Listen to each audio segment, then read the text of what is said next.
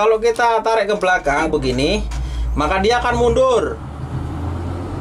Ya teman-temannya, kalau ditarik ke belakang dia akan mundur. Nah kalau kita tarik ke depan, kita tekan ke depan begini, indikator pressure oleh engine ya. Nih kalau dia pada saat kita bekerja dia menyala lampunya, maka ada masalah dengan pressure oleh engine. Pressure oleh engine itu adalah warning 3. Warning 3 itu harus dimatikan teman-teman ya. Tombol sebelah kiri ini untuk mengatur motor travel. Motor travel itu fungsinya itu untuk mengatur kecepatan. Kalau dia posisi di kura-kura, maka kecepatannya dia akan pelan. Ya.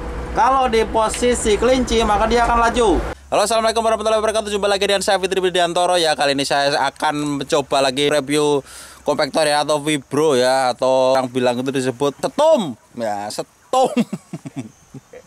Oke teman-teman ya, saya coba akan mereviewkan ya seperti apa sih compact itu cara kerjanya ya. Ikuti terus channel saya, jangan lupa subscribe, like, comment, dan share teman-teman ya. Oke teman-teman ya, kita mulai dari sebelah kiri. Kita lihat dulu di sebelah kiri ini ada apa saja ya. Oke, kita lihat. Oh, ini ada filter hidrolik ya. Ini filter hidrolik di sebelah kiri ya, dekat tangga naik bejakan naik ke kabin ya. Ini di bawah tangga naik ke kabin ada filter hidrolik teman-teman ya.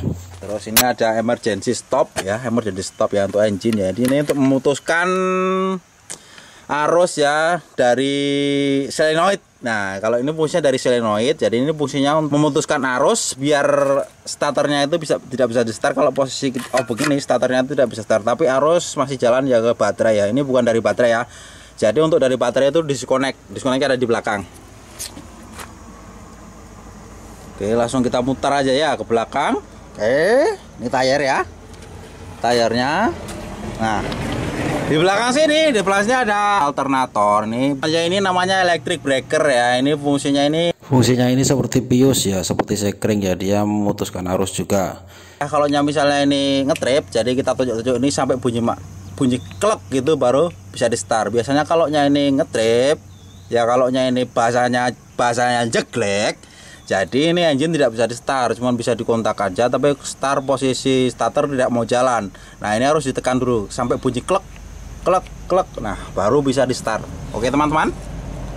Nah oke, yang di sebelah sini ada turbocar ya teman-teman ya. Turbocar ada di sebelah sini dalam ya, turbocar.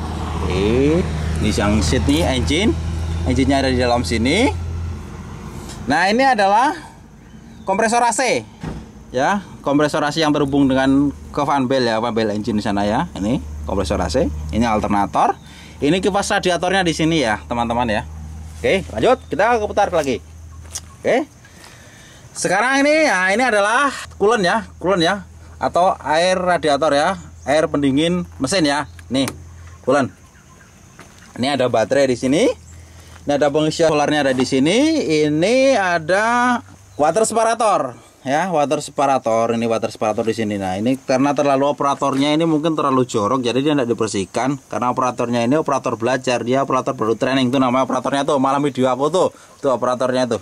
Jadi itu operator baru training. Aku tanya-tanya aja, enggak tahu dia apa namanya, enggak tahu dia. Jadi ya, nah ini fungsinya ini kalau misalnya ada masuk angin, dikit ini tekan aja. Jadi ini kalau ditekan saya bunyi gitu ya. Nah ini kalau bunyi begitu ditunggu sampai bunyinya itu sampai berhenti. Kalau saya berhenti nanti di start. Oke, kalau misalnya ada masuk angin, nah ini di sini ya. Ini ada radiator AC, aftercooler. Nah yang di sebelah sini radiator ya, di dalam paling. Nah ini radiator ya, ini oli cooler. Terus di sini untuk cek oli engine. Ini teman-teman ya, kalau untuk cek oli engine ada di sini ya. Untuk cek oli engine, nah ini stick dari oli engine ini kita tarik. Nah seperti ini. Nah kita lihat seperti ini. Nah untuk cek oli engine di sini ya. Ini kita masukkan lagi. Oke, kita lanjut, putar lagi. Nah. Ini ada tangki hidrolik ya teman-teman ya, tangki hidrolik atau kita untuk mengecek oli hidrolik kita ada di sini ya teman-teman ya. Ini ada ini ya, ini untuk mengecek oli hidrolik. Jadi di sini ya, di sebelah kanan ya, di sebelah kanan bawah ya, untuk mengecek oli hidrolik ada di sebelah kanan bawah. Yang ini namanya frame ya teman-teman. Ini yang bulat ini teman-teman ya. Teman-teman ya, ini yang bulat seperti drum ini ya. Ini namanya adalah drum. Ya, drum ini. Jadi biasa disebut drum kalau di compact ya. Karena dia itu posisinya untuk menghancurkan batu, untuk memadatkan tanah atau di batu-batu memadatkan batu ya, teman-teman ya. Oke. Oh, ini namanya karet damper vibro ya. Ini karet damper vibro atau karet yang untuk biasa mengatur getarnya ini ya. Ini karet damper vibro. Nah, karet damper vibro itu ada, dia itu ada 8 ya. Jadi sebelah itu ada 4 ya karet dampernya itu ya, teman-teman ya. Jangan sampai putus ya, ini perlu dicek ya untuk teman-teman ya. Ini perlu dicek, jangan sampai putus. Ini kalau sampai putus ini sampai terjatuh, repot ini teman-teman ya. Oke ya. Oke teman-teman ya, ini saya sedang merapat ke operator Eksa. Kenapa saya merapat ke operator Eksa? Saya meminta kopi karena aku lihat dia ada bawa kopi. Itu namanya kakak Sadrak ya, ini namanya Sadrak operator Ekskavator ya, paling ganteng ya teman-teman ya. Nah ini ya, ini nih operator Edian ini namanya. Kalau aku subscriber banyak-banyak dia ngomel teman-teman ya. Jadi dia dulu mintanya subscribernya 30 meter. Kerja apa 30 meter itu udah dapat kerjaan teman-teman ya.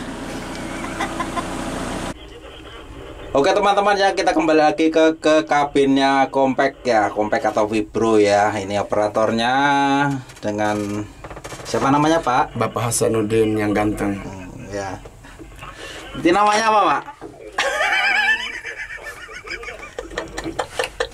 Ini namanya kelajuan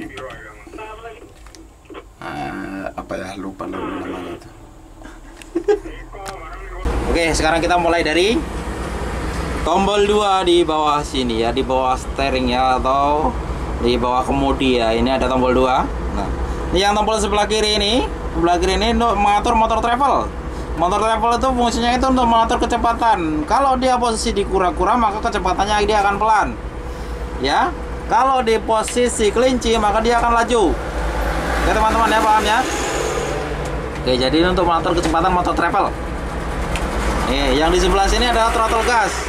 Fungsinya dia untuk menaikkan RPM dan menurunkan RPM. Ya, ini throttle gas ya. Untuk menaikkan RPM dan menurunkan RPM ya. Yang di atasnya ini adalah bundaran ini, dia adalah indikator fuel ya. Tapi ini sudah rusak teman-teman ya, indikator fuelnya ya. Ini untuk mengetahui bahan bakar pada unit ya, di sini ya. Oke. Jika jarum merahnya ini ke jarum kuning, kalau dia masih normal, dia akan menandakan fuel kita akan habis ya. Kalau mentok di sini dia fuel masih ya teman-teman ya. Ini indikator fuel ya, kick fuel ya. Oke, lanjut kita ke sini teman-teman ya. Ini adalah ada warning ini teman-teman ya, indikator warning ya.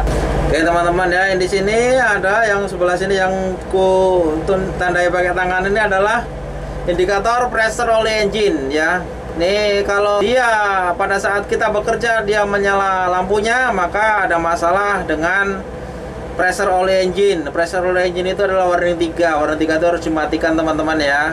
Oke, jadi harus dicek, mungkin ada kebocoran kah atau ada oli engine-nya habis ya. Ini adalah warning 3. Terus di sebelahnya ini adalah indikator engine coolant temperatur ya. Di sini. Sama aja kesimpulannya, kalau pada saat kita bekerja lampu di engine coolant temperatur ini nyala, berarti ada masalah dengan suhu panas dari engine ya. Dari ini indikator air pendingin mesin ya. Oke. Di sebelah sini ada indikator temperatur oli hidrolik. Teman-teman ya. Sama kesimpulannya, kalau dia pada saat kita bekerja dia ada lampu nyala, berarti ada masalah dengan oli hidrolik kita. Mungkin ada kebocoran kah atau habis ya. Sama di sebelahnya sini dia ada juga indikator pressure oli hidrolik ya, pressure oli hidrolik ya. Sama kesimpulannya teman-teman ya, kalau dia nyala berarti ada masalah dengan oli hidrolik kita atau ada kebocoran. Oke. Nah, centolan 2 di atas ini teman-teman, ini adalah indikator pada saat kita bekerja tiba-tiba ini nyala, berarti ada masalah juga dengan warning engine-nya di sini ya. Oke teman-teman ya. Di atas sana nih ada indikator fuel. Ketika saat kita bekerja kok tiba-tiba lampunya nyala, berarti menandakan fuel kita akan habis. Oke teman-teman ya. Kita lanjut. Ini adalah setir ya, kemudi ya, untuk mengatur kemudi daripada kompaktor ini, setirnya. Nah, ini yang di sini nih teman-teman, ini adalah tuas, fungsinya untuk kita maju mundur ya. Kalau kita tarik ke belakang begini, maka dia akan mundur. Ya teman-temannya, kalau ditarik ke belakang dia akan mundur. Nah, kalau kita tarik ke depan, kita tekan ke depan begini, maka dia akan maju teman-teman ya. Sangat simpel sekali. Pengoperasiannya kompaktor atau vibro ini sangat simpel sekali. Oke. Nah, terus tombol ini yang di atas ini adalah tombol vibro, tombol getar lah bahasanya ya. Tombol vibro ya, untuk mengaktifkan vibro ya. Ini yang di sini. Kalau kita tekan begini, maka vibronya akan menyala. Kalau kita lepas lagi, tekan lepas, maka vibronya akan berhenti. Oke.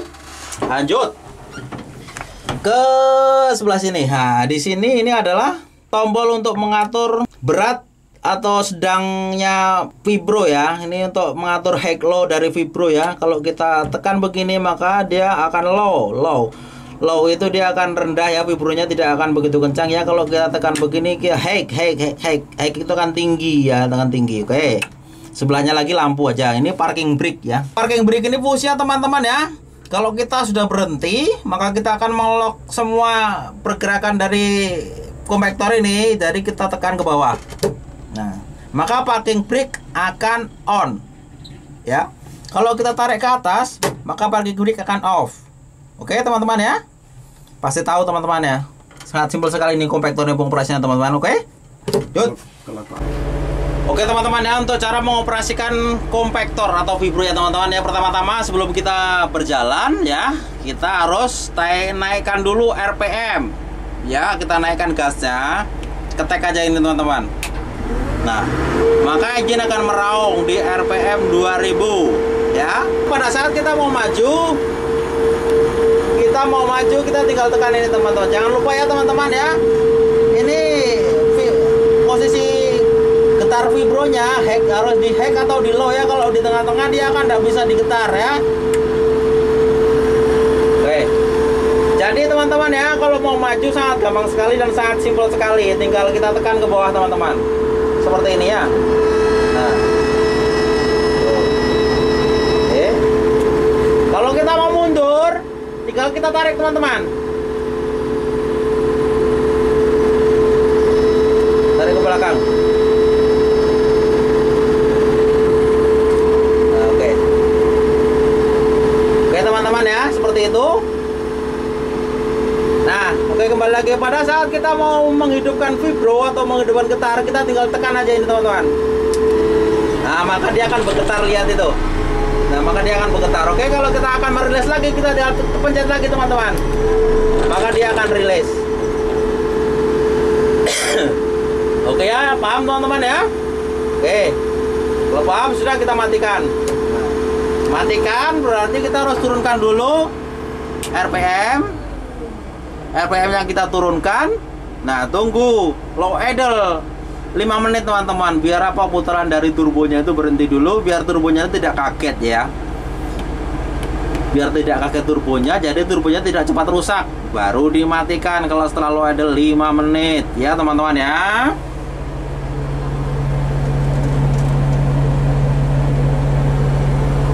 Ini operatornya. Pak, siapa Pak nama operatornya Pak? Hasanuddin. Oh, jadi Bapak mantel kompak sudah berapa tahun Pak? Sudah 13 tahun. 13 tahun di kompak, tidak bosan kah Pak? Ya, dinikmati aja, hidup itu harus dinikmatin. Jadi rencananya kalau sudah tidak bekerja di tambang mau kemana Pak? Rencana membangun sarang walet. Sarang walet itu kan bukannya sudah dibuat setiap malam Pak? Nah, itu liur itu. Oke, jika kalian suka dengan video ini ya, silahkan kalian share ke teman-teman kalian ya. Jika kalian tidak suka, silahkan kalian dislike ya.